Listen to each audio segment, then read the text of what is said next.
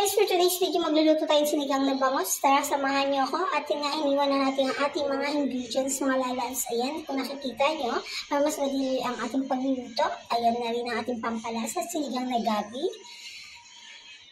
Ayan, nagpapainit ang ating casserole na may mantika at lagay na natin ang luya, sibuyas. At sunod natin nilagay ay ang kamatis. Ayan. Diba? Halo-halo.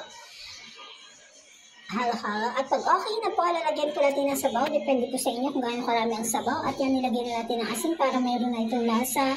At pag okay na at kumulo na, lagay na natin yung ating pritong bangos. Pinirito ko yung bangos para mas masarap. At sinabay na natin nilagay ang okra at sitaw. Ayan guys.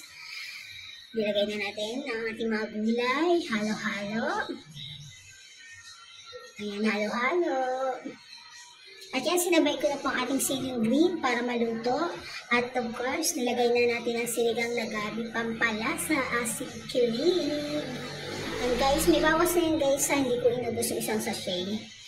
Ayan, halo-halo po. At nilaglagay rin tayo ng patis para mas lalong sumarap. Ayan, takpan muna natin guys. At yan na guys, kumulo na, nilagay na natin yung kangkong. Ayan.